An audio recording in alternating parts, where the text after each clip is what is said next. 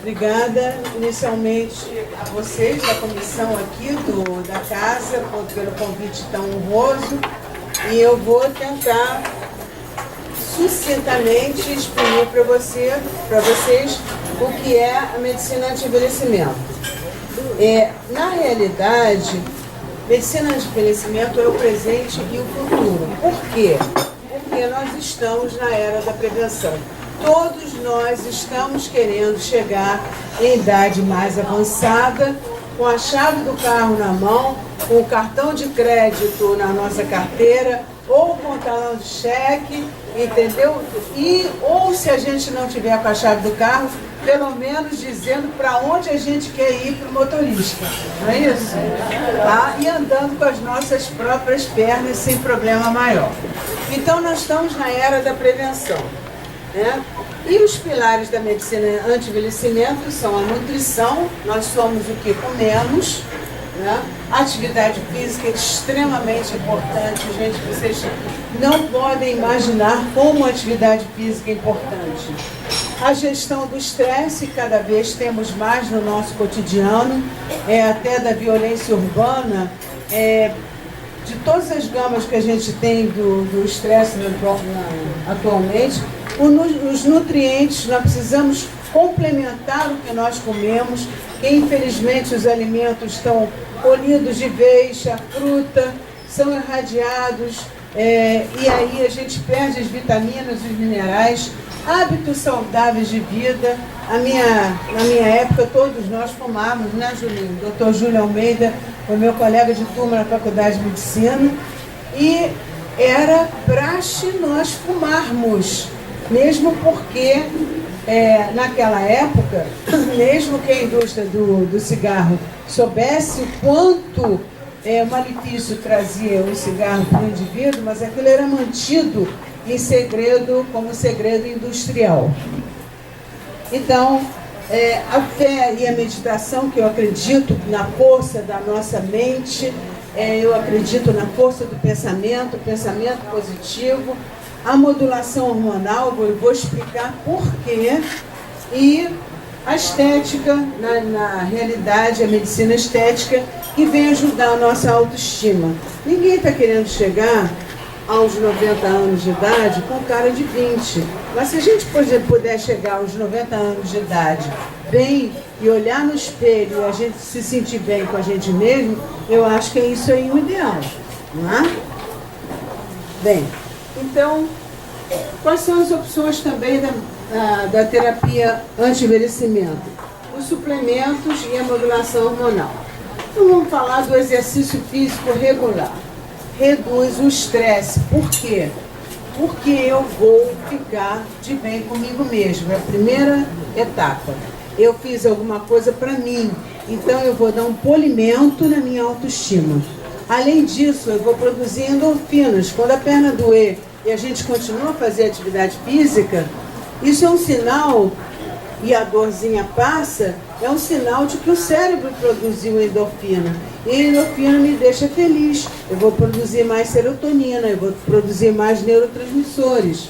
Né? Melhora a memória. Se eu estou fazendo atividade física, eu estou aumentando a minha circulação, volume circulatório, a frequência do batimento cardíaco, isso vai fazer uma irrigação melhor também no meu cérebro. Né?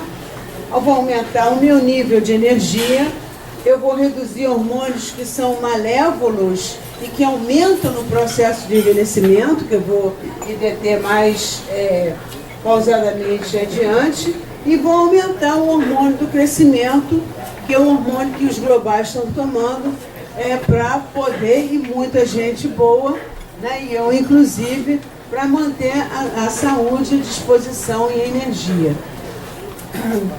Vou produzir também mais melatonina, principalmente se eu fizer atividade física ao ar livre, porque a produção da melatonina, que é o hormônio do sono, está diretamente relacionada com a quantidade de luz solar que a gente vê durante o dia. E eu vou regular uma proteína que, embora ela proteja, mas ela interfere com a ação hormonal, porque o hormônio só funciona sob a forma livre. quando ele está ligado à proteína, ele não consegue entrar dentro da célula e exercer a sua função biológica.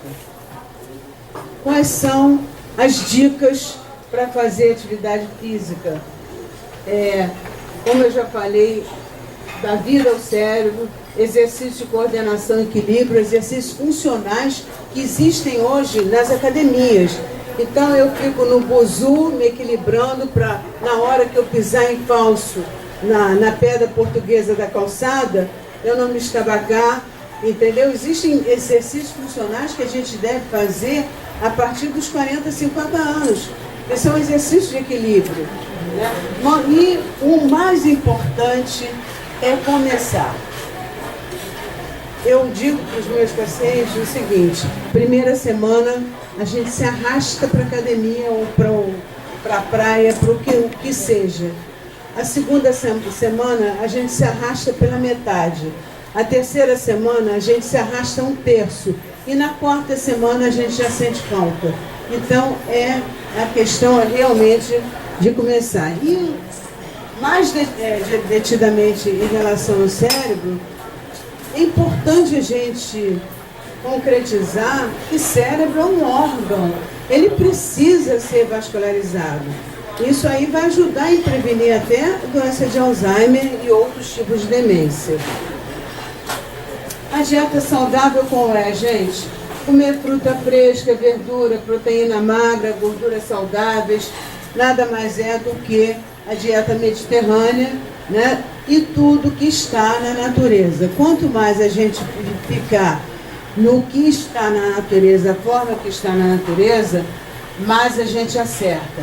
Evitar as gorduras trans, que são as gorduras inventadas em laboratório, e as gorduras saturadas, que são de origem animal e que concentram uma quantidade muito grande de pesticidas e agrotóxicos. Então, se o animal é alimentado com uma ração, né, que tenha sido submetida a pesticidas e agrotóxicos, aquela ração ela vai incorporar no animal e principalmente no tecido adiposo, e se a gente ingerir, a gente está ingerindo aquilo ali também. É problemático. Consumir ômega 3, todo mundo já sabe dos benefícios do ômega 3. Evitar o impacto de carboidrato simples, quer dizer, comer uma quantidade de carboidrato exagerada numa refeição única, até de frutas. Então, é uma fruta de cada vez, em cada refeição, porque fruta é frutose, é monossacarídeo, metabolizada, absorvida de maneira muito rápida e também dá problema se for em excesso. Deixar de fumar, isso já virou óbvio no lanche, né? E beber também com moderação. Claro que todo mundo gosta de tomar ou um esquinho ou um vinho, mas dentro de um determinado limite. Vamos falar do sono. O sono é fundamental, porque o cérebro precisa descansar. É isso, o nosso corpo não tem que descansar, o músculo não tem que descansar, o cérebro também. Né? A falta de sono, ela leva a fadiga, ela leva a mau humor, ela afeta a capacidade de pensar. Então a gente vai ter dificuldade em resolver problemas, de processar as coisas que a gente tem que fazer, de armazenar e recuperar informações. Então afeta a memória, né? Aumenta inclusive o risco de desenvolver doença de Alzheimer, porque a gente começa a produzir durante a noite um hormônio chamado cortisol, tá? Que é malévolo para o nosso cérebro. Ele é muito bom para a gente enfrentar o bicho na hora que o bicho aparece, né? Ou de ter perna para correr do bicho. É o hormônio do estresse. É o hormônio que se faz na veia de um indivíduo que chega em estado de choque, numa emergência. A primeira coisa que se faz é pegar uma veia do indivíduo e botar uma dose maciça de cortisol. Mas se a gente vê bicho o dia inteiro e começa a ver bicho à noite também, aí a coisa complica. Então, cortisol, para ser produzido de manhã, diminuir no decorrer da tarde, à noite a gente se reúne com os amigos, pode tomar um vinhozinho e vai dormir, se precisar, toma a nossa amiga melatonina. Quais são os conselhos para ajudar a combater a insônia, gente? Estabelecer um horário regular para dormir, isso é importante. Eu não preciso cronometrar a hora que eu vou dormir. Eu vou dormir às 10h12, eu vou dormir às 11h e 1 minuto. Não é isso, mas a gente tem que ter mais ou menos um horário de dormir, porque a gente tem um ciclo biológico chamado ritmo nictemérico, que é afetado quando a gente se desloca em latitude. Se eu for daqui para sair daqui do Rio e for direto para Los Angeles, eu vou ter 4 horas de diferença de fuso agora, né? Agora tá. Vou ter 4 horas de diferença de fuso, e aí eu vou querer dormir durante o dia, né? E vou querer ficar acesa, acordada à noite.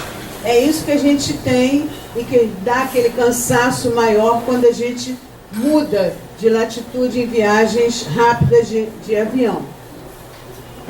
Então, a gente tendo um horário para dormir, a gente faz um reforço desse ritmo circadiano, que é o nosso ritmo biológico.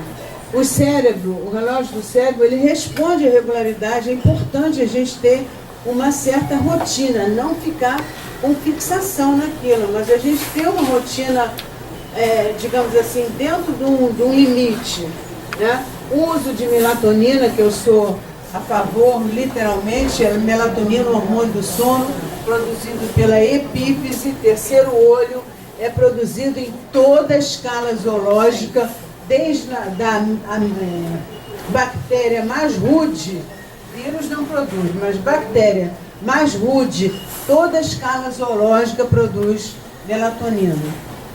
E é um hormônio que ajuda a gente a dormir. Outra coisa, desligar a televisão, computador e celular. Por quê? Por que a gente deve fazer isso? Porque senão a gente fica com o cérebro em atividade, né? A luz também da televisão e do computador é uma luz branca, é uma luz que impressiona lá. Nós temos os receptores no cérebro de luz, tá?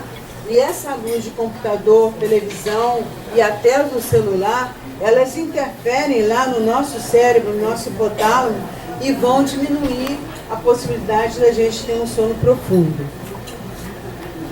Dormir depois do almoço é bom? É ótimo. Eu faço isso há mais de 40 anos. Meia horinha, descanso, eu reabasteço minhas turbinas, tá? Mas tem que ter um limite, não é deitar e dormir durante 1, 2, 3 horas. É meia hora de relaxamento, inclusive a gente pode fazer uma meditação nesse período.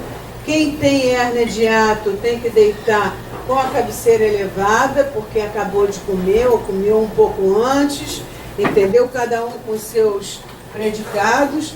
Mas se a insônia é muito grande, muito grave, a gente deve evitar a sesta, né? Também devemos fazer a sesta no início da tarde. Ninguém vai tirar uma torinha, como eu digo, às 6 horas da noite. Você pode tirar uma torinha às 6 horas se você está programado de uma festa às 11, que vai acabar às 4 ou 5 da manhã, né? Mas no cotidiano, se puder relaxar 15 minutos, 20, meia hora no início da tarde, 2, 3 horas da tarde, é bom. Então, reservar a cama para dormir e sexo. Eu já falei antes, tirar televisão, computador do quarto. E televisão, principalmente, é um fator de extrema importância de discórdia entre os casais. Eu tenho visto no meu cotidiano, na minha prática, as mulheres reclamam que o marido só quer dormir de televisão ligada, ou os maridos reclamam que as mulheres só querem dormir de televisão ligada. Gente, para dormir tem que descansar o cérebro, nem televisão e nem rádio, por favor. Tem que ser silêncio, tem que ser no escuro, não precisa apagar a luz para tomar melatonina. Melatonina a gente toma no claro mesmo, entendeu? Mas televisão e computador no quarto é problema. Criar uma rotina para dormir. né? A pessoa toma um banho quente, faz uns alongamentos, relaxamento, vai escrever no diário, diminui a luz, a intensidade da luz, né? E esse ritual noturno é importante para o sono tranquilo. Uma outra coisa que é importante, a estimulação do cérebro e que diminui o nosso processo de envelhecimento, principalmente do envelhecimento cerebral, é a gente aprender coisas novas, né?